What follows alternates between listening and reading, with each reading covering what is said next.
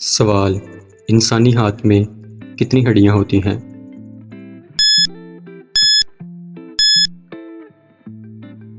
جواب: 27۔ سوال: انسان کے مرنے کے بعد اس کا دماغ کتنی دیر تک کام کرتا ہے؟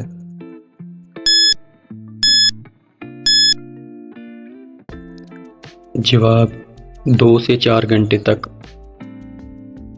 سوال: ایک عام آدمی رات میں کتنی مرتبہ کروٹ لیتا ہے؟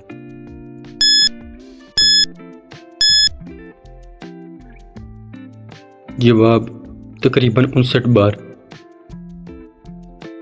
سوال: انسانی جسم میں کتنے فیصد پانی ہوتا ہے؟